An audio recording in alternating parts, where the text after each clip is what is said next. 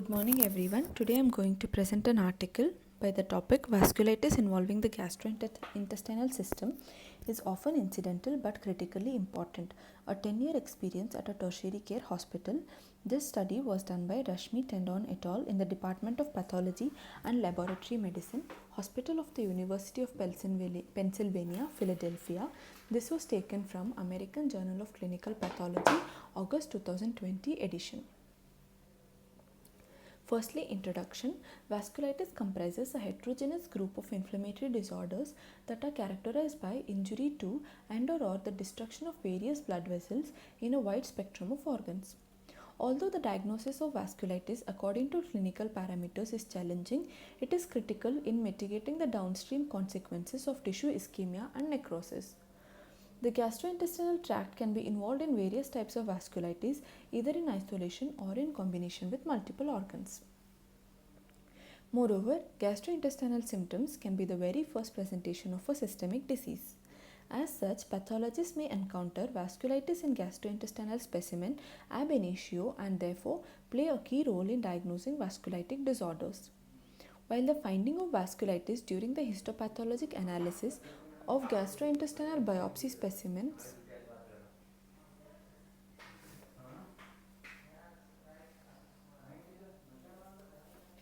While the finding of vasculitis during the histopathologic analysis of gastrointestinal biopsy specimen and/or resection specimen is a critical value necessitating prompt communication with the submitting physician, it may not always indicate a systemic disease. This situation is often problematic because the decision to treat or not to treat may have significant consequences. Further, compounding the problem is that the clinical spectrum is highly variable, ranging in severity from acute self-limiting illness to chronic and life-threatening diseases. The treatment depends on the type of vasculitis and it may include high-dose corticosteroids and immunosuppressants. If it is left untreated, vasculitis can be potentially fatal, so early diagnosis and immediate treatment are crucial.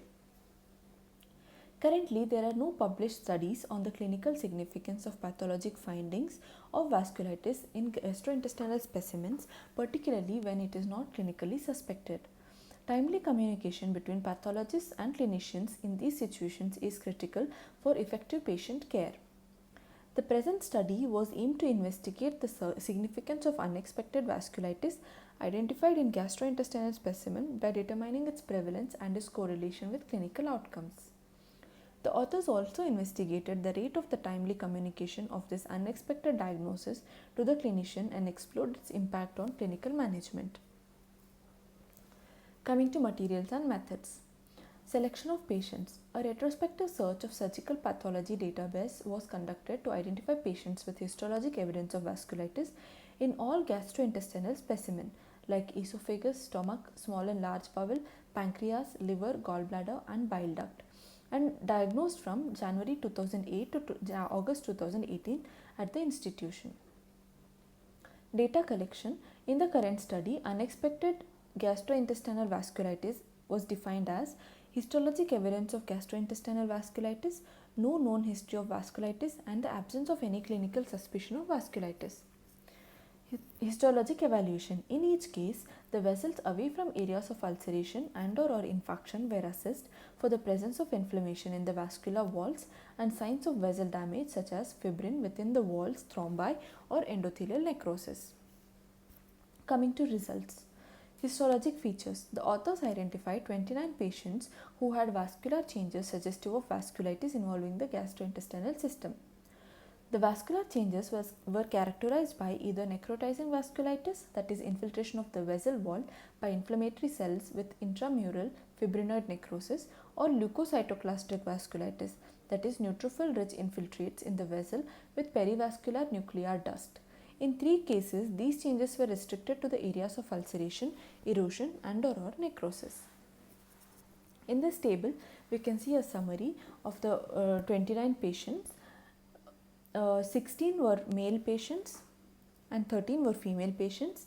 Mean age was 19 to 78 years. Clinical presentation. Most of the patients presented with abdominal pain followed by GI bleeding, nausea, vomiting, gastrointestinal tract obstruction, diarrhea, bowel perforation, fever, weight loss, asymptomatic patients, one patient presented with no symptoms and one patient presented with jaundice. 10 cases were obtained through biopsy and 19 were through resection.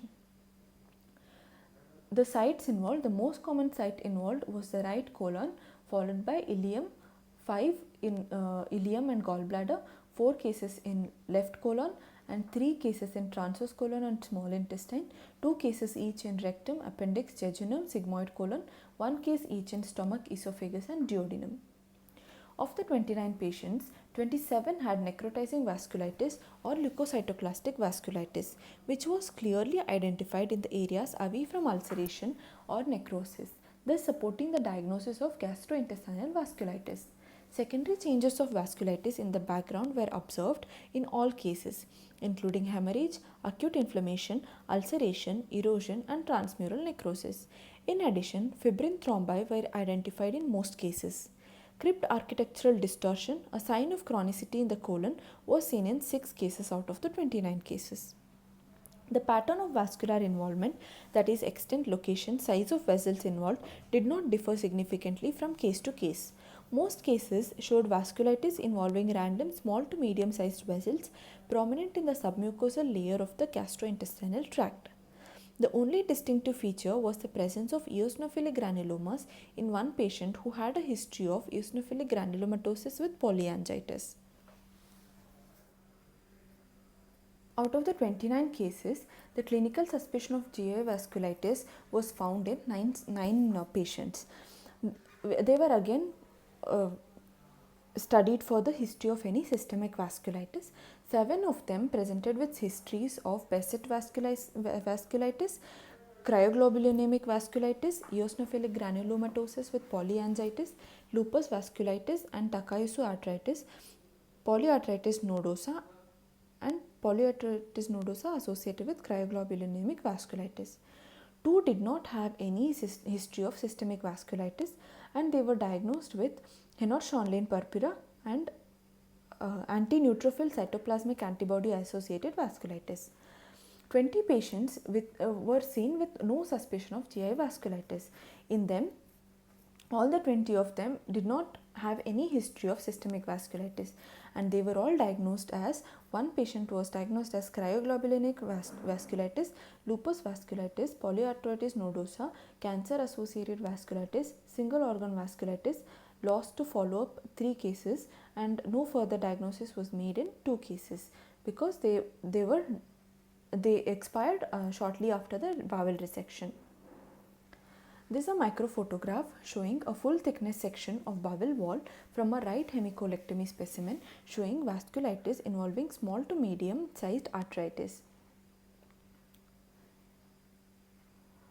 In a 57-year-old man with a medical history of hepatitis B, the pathologic finding of gastrointestinal vasculitis was clinically unexpected.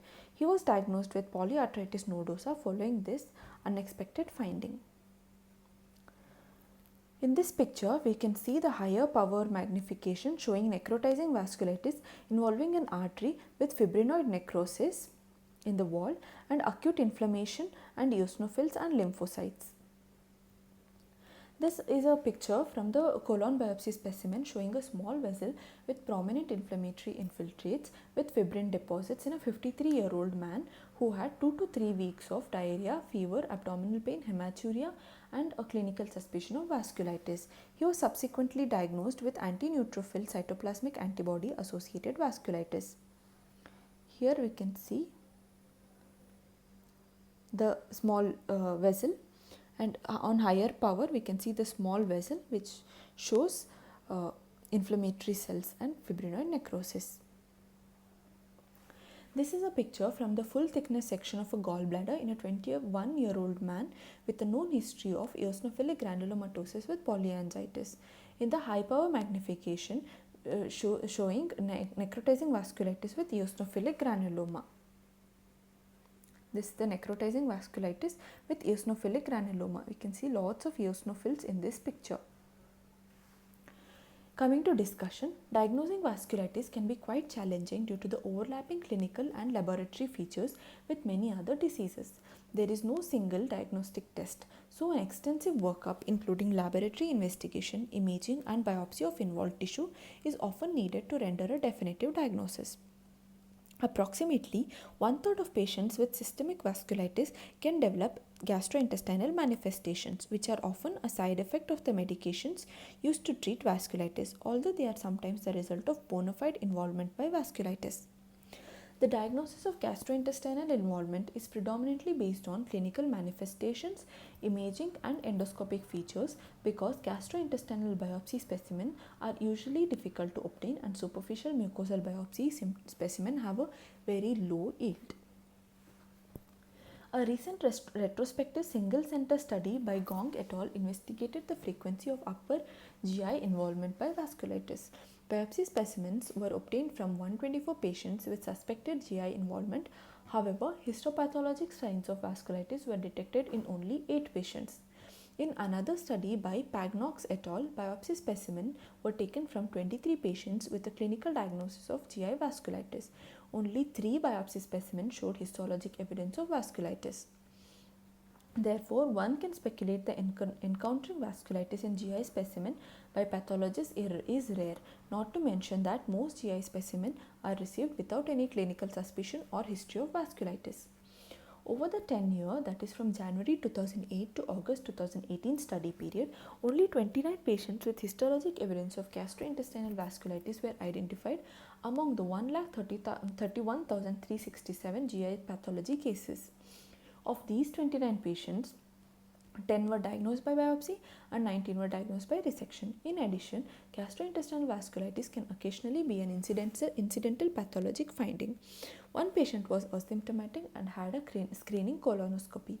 Therefore, the absence of GI symptoms does not exclude the possibility of vasculitic changes. Virtually any organ and any part of the GI system can be involved. In this study, the most common site of involvement was the right colon, followed by the ileum and the gallbladder.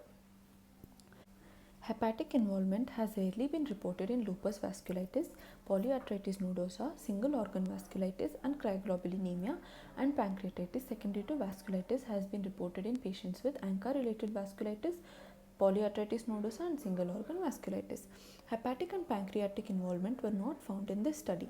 Although pathologists can encounter vasculitis in GI specimen, the frequency is not known. The correlation with clinical information is warranted and the etiology of GI vasculitis should be further investigated. In this study, 4 patients with clinically unexpected GI vasculitis and 2 patients with clinically suspected vasculitis were subsequently diagnosed with systemic vasculitis based on clinical manifestations and the results of additional ancillary tests. Following these diagnoses, immunosuppressive treatment was initiated in all 6 patients. According to the literature, GI involvement by systemic vasculitis occurs most frequently in IgA vasculitis followed by polyarthritis nodosa, eosinophilic granulomatosis with polyarthritis, lupus vasculitis, microscopic polyangiitis, and granulomatosis with polyangiitis, formerly known as vaginous granulomatosis. In this study, polyarthritis nodosa was the most common cause in both the unexpected diagnosis category and the clinically suspected category. IgA vasculitis is typically diagnosed based on clinical manifestation of the disease, that is classical palpable purpura without thrombocytopenia or coagulopathy, and 2 or 3 of the remaining clinical features, that is arthritis, arthralgia, abdominal pain, and renal disease. A biopsy is necessary only in patients with unusual presentations. Therefore, IgA vasculitis is rarely seen in GI specimen. In this study, only one patient who had no history but with a clinical suspicion of vasculitis was diagnosed with IgA vasculitis following the finding of GI involvement. 8 patients in the clinically unexpected GI vasculitis group were considered to have single organ vasculitis after an extensive clinical workup. These cases showed a wide variety of organ involvement, that is small intestine in 3 cases, large intestine in 3 cases, gallbladder in 1 case, and appendix in 1 case. There are no specific clinical and histologic characteristic for single organ vasculitis, essentially making it a diagnosis of exclusion. Notably, because the GI system may be the primary site of involvement of systemic vasculitis and there may be no manifestations of systemic vasculitis for several years, patients with Single organ vasculitis should be followed closely for the development of systemic vasculitis. Single organ vasculitis can also occur incidentally and coexist with other GI diseases such as cholelithiasis or adenomas. The significance of reporting single organ vasculitis is to flag these patients for a proper workup and adequate follow-up to exclude systemic vasculitis. Vasculitis has been reported to occur during the course of both hematologic and solid tumors. In recognition of its existence, cancer-associated vasculitis was added to the new category, vasculitis associated with probable etiology. The pathogenesis of developing vasculitis in patients with malignancies is still unclear, but it is generally considered a paraneoplastic syndrome. Immune complex deposition in the vascular wall from abnormal production or direct formation of in situ immune complexes due to circulating antibodies against antigens on the endothelial cells are among the classic hypotheses put forward to explain the development of paraneoplastic vasculitis. In this study, 3 cases with solid tumors were justifiably classified as cancer-associated vasculitis based on the following reasons. There was a temporal relationship between vasculitis and malignancy as both were diagnosed around the same time. Improvement in vasculitis related symptoms with treatment of cancer, an extensive workup ruled out other potential causes of vasculitis. The treatment for cancer associated vasculitis should be focused on the management of the cancer, and in many reported cases vasculitis was cured following the treatment or cure of the cancer. In contrast, the initiation of immunosuppressive treatment in cancer associated vasculitis could worsen the clinical condition. Thus, the finding of unexpected vasculitis requires a thorough workup to exclude cancer as a potential etiology. In general, systemic vasculitis, if left untreated, is associated with a poor prognosis. Coming to conclusion, although gastrointestinal involvement by vasculitis is not a frequent event encountered by pathologists, its presence carries tremendous clinical significance. Most cases of GI vasculitis in the present study were clinically unexpected, with a 24% mortality rate in this category. The result of this study highlights the importance of examining the vasculature in every GI specimen for the recognition of vasculitis and communicating its presence to the clinician in a timely manner. Coming to abstract objectives, this study was aimed to investigate the significance of unexpected vasculitis identified in gastrointestinal specimen by determining its prevalence and correlation with clinical outcomes. Methods: GI specimens with histologic evidence of vasculitis were identified in the pathology database over a 10-year period. Clinical history, treatment and follow-up were reviewed. Results: out of the 131,367 GI pathology cases received over the 10-year study period, 29 cases showed histologic evidence of GI vasculitis. The majority were not clinically suspected. Of these, 20% of patients were subsequently diagnosed with systemic vasculitis. During the mean follow-up period of 34 months, 24% of the patients with this unexpected diagnosis died as a result of direct complication of GI vasculitis. 95% of cases with unexpected vasculitis in their GI pathology specimen were communicated in a timely manner to the ordering physician, which necessitated the immediate initiation of additional workups in 85% of these patients. Conclusions: the GI involvement of vasculitis is rarely encountered by pathologists, but its diagnosis carries tremendous clinical significance with a high mortality rate. Therefore, timely communication is highly recommended for the early diagnosis and treatment of this disease. Thank you.